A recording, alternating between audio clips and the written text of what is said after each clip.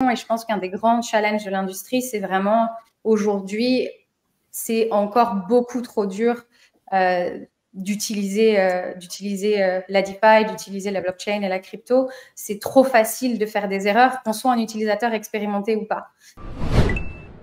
Ouais, puisqu'on va parler un petit peu d'Alephium et de discuter un petit peu du projet. Ouais.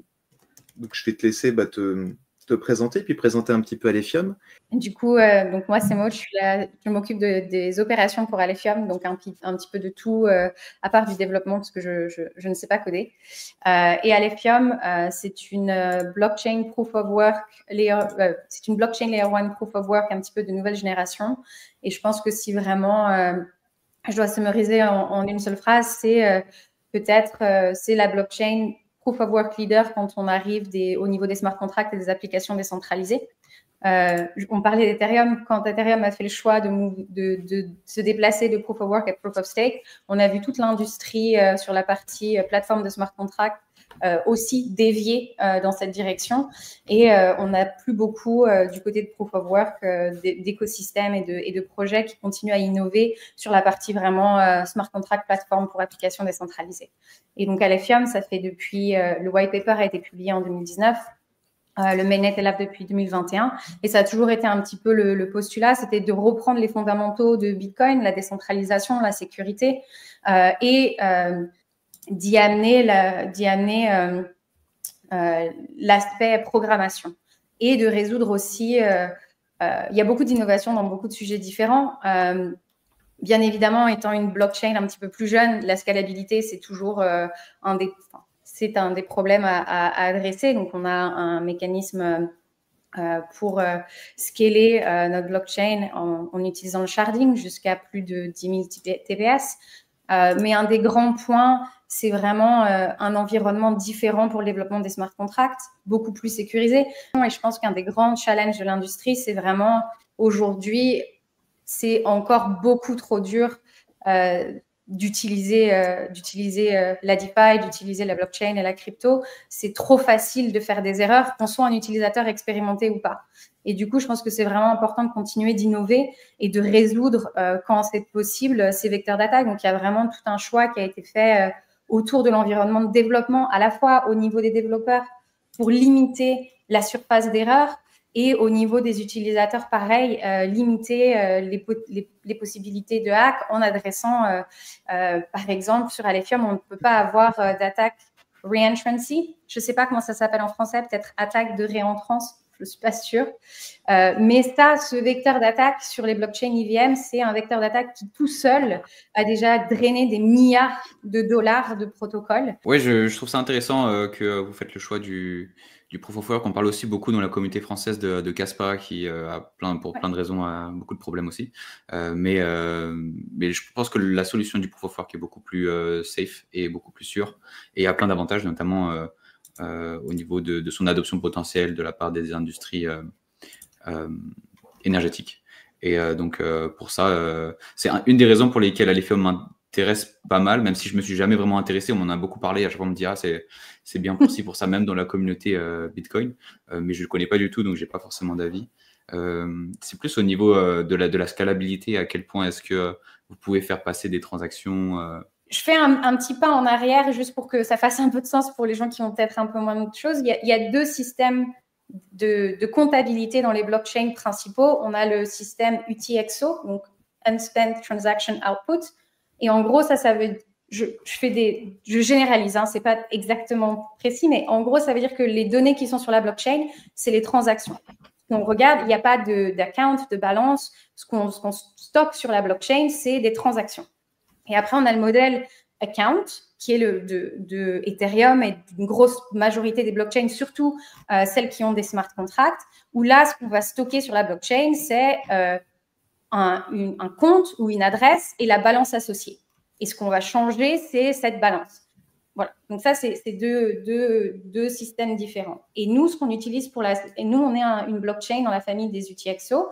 Et ce qu'on utilise pour la scalabilité, c'est le sharding. Ça veut dire que notre réseau, en fait, a plusieurs chaînes qui fonctionnent en parallèle. Et donc, le sharding, c'est une méthode de scalabilité qui est quand même connue. C'était, je ne sais pas si c'est toujours sur la roadmap d'Ethereum, mais ça l'était à un moment. Et il y a d'autres projets qui ont choisi cette solution-là. Je crois Multivers X. Je ne sais pas s'ils ont changé. Je ne me souviens plus. Je sais qu'ils avaient un autre nom. C'était Elrond ouais, avant. Ils changent régulièrement, a priori. Voilà.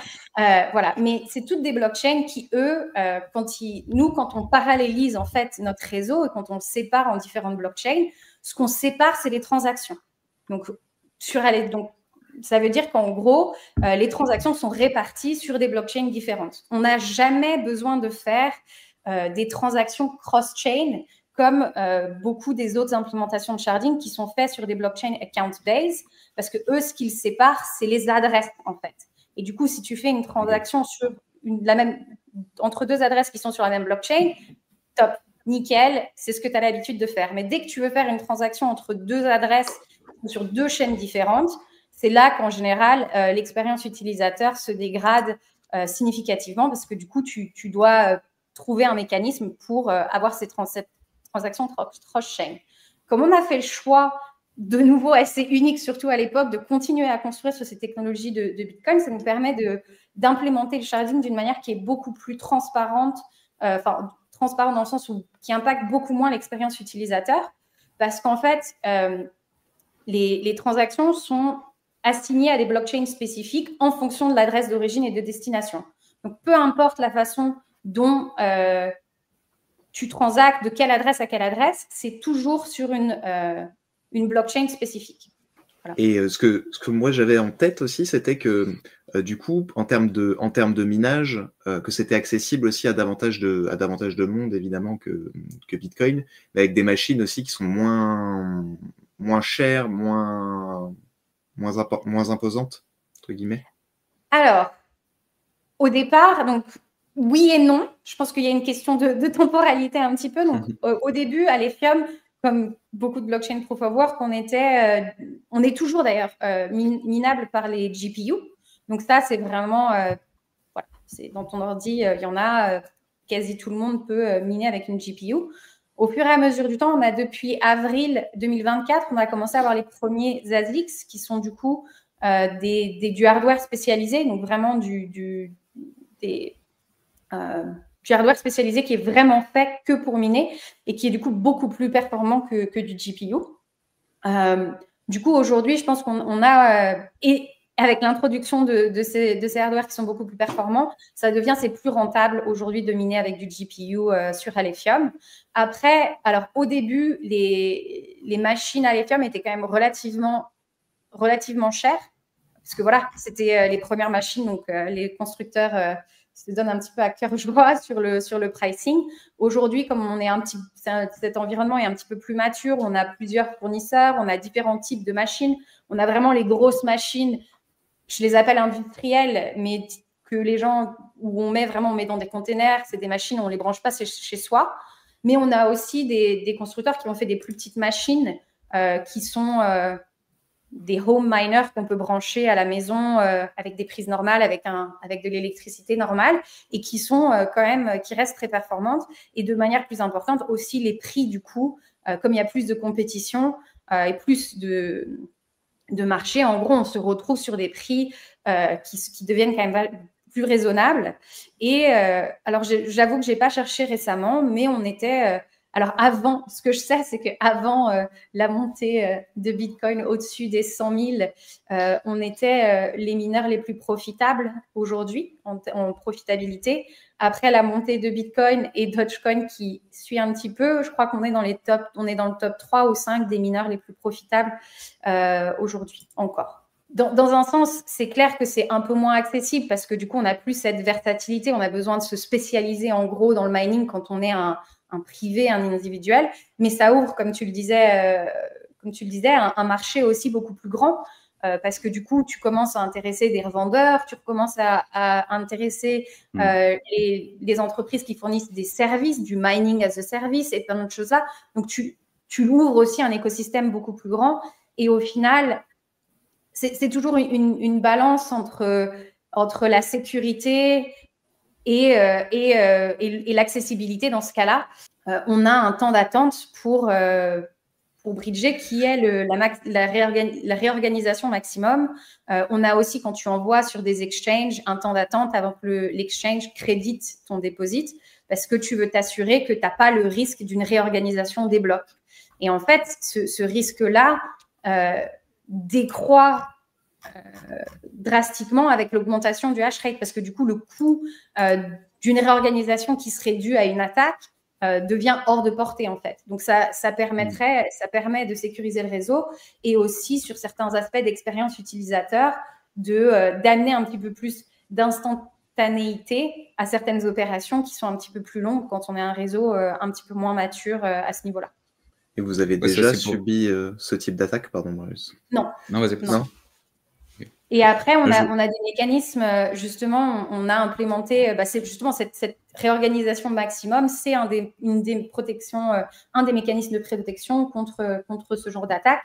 C'est le node n'accepterait pas quelque chose qui réorganiserait plus de, je crois que c'est 200 blocs pour nous maintenant, et notre block time, on est sur 16 secondes.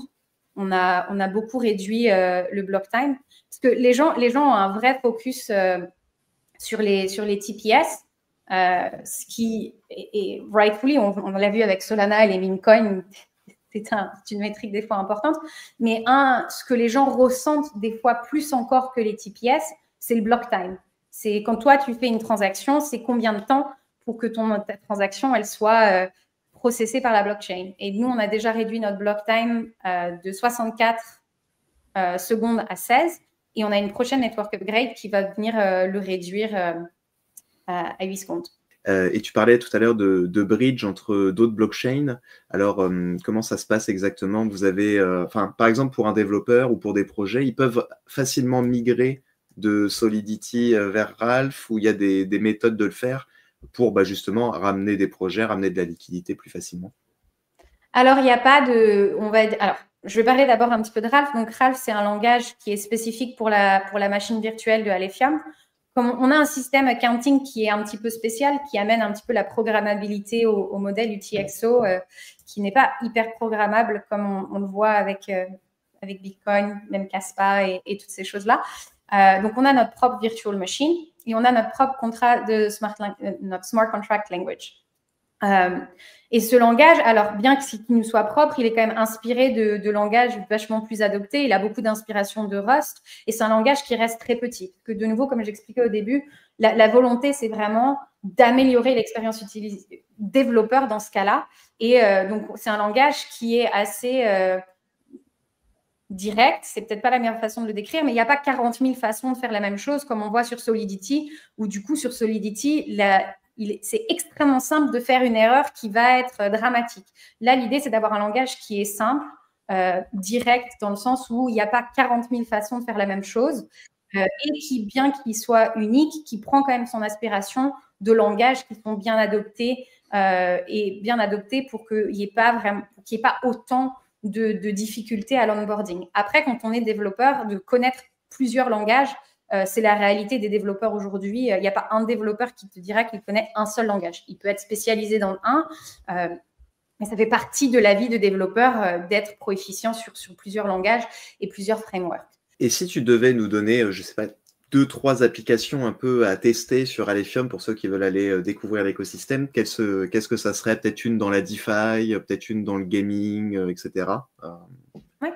Alors, dans la DeFi, je pense qu'aujourd'hui, on vient juste...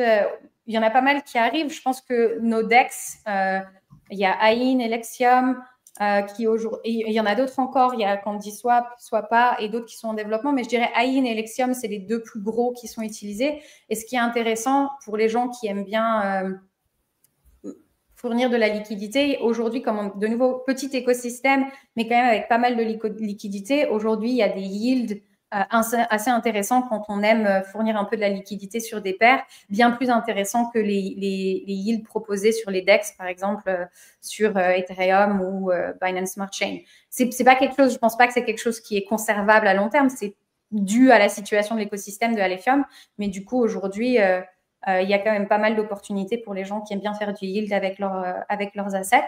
On a 2 marketplaces de NFT, AlphaGa et DeadRare, donc je pense que c'est intéressant.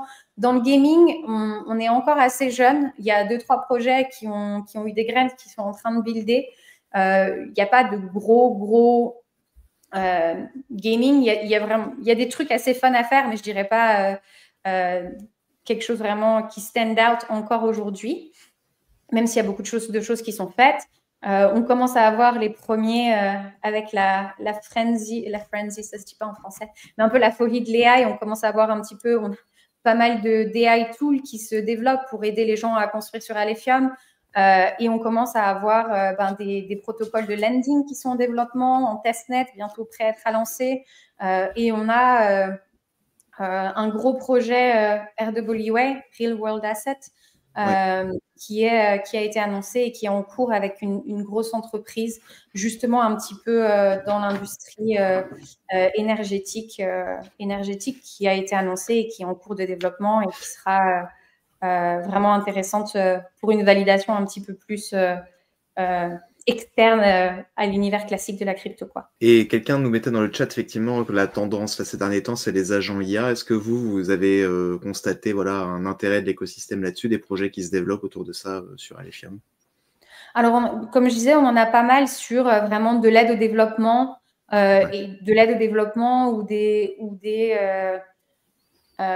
bots qui vont par exemple t'aider à naviguer l'écosystème. Il y en a quelques-uns où c'est développer des stratégies d'investissement. Donc, comme on commence à avoir l'écosystème DeFi qui se développe, on commence à avoir des agrégateurs ou des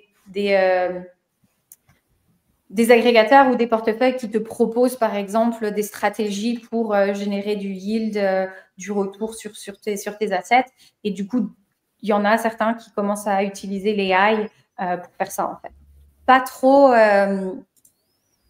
Alors, un cas lié à l'AI qui est un petit peu en dehors, c'est ce cas RWA. Un des use cases qu'il développe, qui sera tokenisé sur Alephium, c'est ce partenaire a une expérience sur tout ce qui est l'énergie solaire en fait. Et du coup, c'est le déploiement de farms de minage, mais ça peut être aussi de serveurs d'intelligence artificielle qui sont du coup alimentés en énergie solaire et qui génèrent des carbon credits en fait. Parce que du coup, tu fais tourner ton serveur IA ou ta ferme de minage avec de l'énergie renouvelable solaire et du coup, en fait, ça te donne de droit à des carbon credits. Et voilà. Et du coup, c'est un petit peu c'est AI adjacent, même si c'est voilà. Donc on a aussi ce genre de choses. C'est gigatons, c'est ça? Enfin, gigatons de projet. Ouais. Ok. Et j'avais des questions par rapport au token, parce que je vois que vous avez une supply de 100 millions. CoinMarketCap dit que vous avez une max supply de 1 milliard. Donc on est un coin proof of work. Donc la grande majorité du supply est du coup miné. Après, on a un emission schedule qui, pas comme Bitcoin et encore moins comme Kaspa.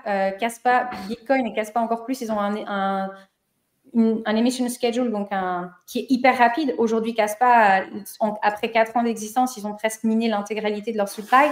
Nous, on est beaucoup plus, c'est pas linéaire, mais en gros, aujourd'hui, on a à peu près 20% du supply qui existe, à peu près 200 millions de ALF, je crois, sur le total supply. Et du coup, les 800 millions restants, c'est miné sur les 80 prochaines années. Donc, on est, et de manière plus ou moins linéaire sur ces prochaines années, même s'il y a une décroissance un petit peu. Donc, on est sur vraiment une émission long terme. C'était un choix qui avait une volonté d'amener plus de stabilité pour les mineurs, parce qu'on est sur une émission qui est beaucoup plus longue durée. Après, c'est un choix qui nous porte un petit peu, qui est un petit peu détrimental sur toutes les analyses de tokenomics, parce que la plupart des gens ont l'habitude soit des chain proof of stake, soit proof of work, mais avec un schedule d'émission très, très rapide. Mais en gros, c'est ça qui explique la différence. Et sur les 20% qui existent aujourd'hui, en gros, au lancement du mainnet avec le Genesis block, on a minté une première allocation, on a minté 14% du supply, 140 millions de ALF, qui sont séparés en différentes allocations. Une partie qui est l'allocation vente, qui a été utilisée pour faire une pré-vente du token et générer du coup des fonds pour financer le développement du projet. on a, et ça c'était 8%, 3% qui sont la treasury de l'entreprise, qui sont du coup utilisés à la fois pour l'équipe, mais pour payer les frais de service qui sont payés en ALF dans certains cas. Et ensuite, on a bien évidemment l'allocation de l'écosystème, 3% aussi, donc 30 millions de tokens. Et après, tout le reste, c'est pour le minage. Et voilà. Ok. Et vous avez aussi un burn de tokens, hein. C'est ça que tu Oui, t'en parlais. exactement. Il y a plusieurs mécanismes en fait qui viennent créer des forces qu'on appelle déflationnaires. Donc aujourd'hui, l'intégralité des transaction fees, des frais de transaction sont brûlés. Avant, c'était la moitié. Depuis deux network upgrades, c'est l'intégralité. Et avec le proof of last word dont on parlait avant, du coup, tu auras aussi le burn des alphes qui sera à cause du mécanisme de proof of last word. Et du coup, tu verras dans les blocs, tu auras dans ta Coinbase transaction, tu auras un input qui seront les alphes qui sont détruits, brûlés par le proof of last word. Okay. Et après, tu as aussi un troisième mécanisme, ce n'est pas vraiment un mécanisme déflationnaire, mais on a ce qu'on appelle des frais de stockage pour les contrats. Donc, si tu déploies un contrat sur Alephium, tu dois locker dans ton smart contract 0,1 alf. C'était 1 alf et on l'a réduit. Voilà. Donc, tu as aussi un mécanisme qui vient locker des coins. Ok. On avait une question, alors à voir si tu veux y répondre ou pas dans le chat. D'ailleurs, posez vos questions dans le chat si vous en avez. Est-ce que là, vous avez quelques annonces un peu croustillantes qui arrivent, ou c'est quoi un peu les prochaines étapes dans la roadmap Ouais. Alors, ces derniers mois, fin d'année, on a fait beaucoup d'efforts sur les hardware wallets. Donc, on a eu l'intégration avec Ledger, SafePile, OneKey, Tangem qui est en cours. Et vu ce que je vois passer sur notre chat Telegram qui devrait bientôt être terminé, donc Tangem qui arrive. On a bien évidemment l'announcement Gigatons. Et là, le gros focus, en tout cas en interne, c'est la prochaine network upgrade. Donc, on va réduire le block time de 16 à 8 secondes, donc encore améliorer l'expérience utilisateur. On va introduire un nouveau concept d'adresse qui va complètement, qui va à 100% enlever la complexité des groupes pour l'utilisateur. Donc, il aura une adresse qui fonctionne sur tous les groupes. Et donc, cette complexité de notre mécanisme de scalabilité sera complètement enlevée pour l'utilisateur. On a l'introduction des passkeys aussi. Donc, le mécanisme des passkeys, c'est ce qui va permettre de créer des wallets sans seed phrase. Donc, on va pouvoir utiliser les passkeys. Donc, ça pourrait être les passkeys, ça peut être un téléphone, ça peut être des YubiKey pour être en fait agir comme la clé de ton wallet au lieu d'utiliser la seed phrase, qui pour beaucoup d'utilisateurs qui ne sont pas surtout pas très familiers avec la crypto, c'est toujours un petit peu une complexité rédhibitoire pour pas mal. Ensuite, on a un hackathon avec Cryptoxer. Je ne sais pas si vous connaissez, si vous serez à l'event à Cryptoxer. Donc, pour le premier hackathon Cryptoxer, ce sera un hackathon Alephium. Du coup, la semaine prochaine, in person. Donc, ce sera notre premier hackathon en personne qu'on fait. Donc, on est super content de faire ça à Cryptoxer. On passera vous voir. Là-bas aussi quelques prises de parole et on aura un stand aussi. Donc, assez content d'être là-bas. Donc, pas mal de choses sur la network upgrade. On travaille beaucoup sur des fiat on-ramp pour améliorer, pareil, l'accessibilité. On a la première qui est en train d'être release dans nos wallets et on a, je crois, 3 autres qui vont être intégrées dans les prochaines semaines, donc pour faciliter l'accessibilité de l'écosystème. On a pas mal de grosses dApps qui sont en cours de développement, qui sont soit en testnet ou bientôt sur le testnet. Altbank, c'est une grosse que les gens attendent beaucoup avec du stablecoin over-collatéralisé et un système de lending, du lending. On a aussi une plateforme qui se veut un petit peu plus adoption générale ou qui va agréger en fait toute la DeFi Alephium et aussi offrir des cartes de crédit. Donc, on commence à avoir pas mal de choses assez excitantes. Et après, je sais que c'est la question que tout le monde pose. On travaille d'arrache-pied sur plus de listings, mais quasi tous les jours, on pousse pour un listing C'est tier justement 1. une question là que je viens de voir. On pousse pour le listing tier 1, mais quand on est une layer 1, c'était un petit peu plus compliqué parce que les exchanges doivent intégrer la blockchain et la maintenir. Donc, ils sont très, très...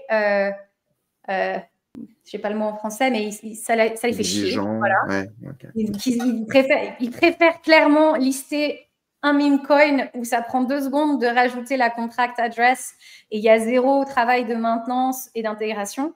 Donc, c'est plus difficile pour les layer 1. Et d'ailleurs, on en parlait tout à l'heure sur les listings, pardon. Alors, à voir si tu veux nous répondre ou pas, mais est-ce que la majorité des exchanges demandent aussi de payer pour être listé sur les exchanges ou tu en as certains qui le font? Oui. Il y a très peu d'exchanges qui te listent gratuitement. La dernière tendance, c'était de ne plus appeler ça des listing fees, mais d'appeler ça du marketing fee. Donc, mais peu importe, tu payes. Ils l'utilisent comme ils veulent, mais souvent, disons que la base, c'est quand tu es une blockchain layer 1, c'est tu payes les frais d'intégration et tu payes toujours des frais de marketing qui sont utilisés pour des promotions au moment du listing. Et il y en a certains qui disent « Ah, on ne fait pas payer le listing », mais en fait, ils ne te font pas payer l'intégration, mais ils te demandent quand même les frais de marketing. Mais pour être honnête, et c'est souvent très cher, hein, et le prix évolue en fonction du marché. Donc, quand c'est le bear market, tu as des prix assez chers, mais ça va. 2 semaines après, quand les gens ont l'impression que le bull a commencé, les prix peuvent doubler, tripler très, très facilement sur ce même exchange. Top. Merci beaucoup. Merci d'être venu. Merci beaucoup. Et puis, du coup, j'espère vous croiser à Cryptoxer pour continuer l'échange. Avec plaisir. La semaine prochaine. Ouais. À bientôt.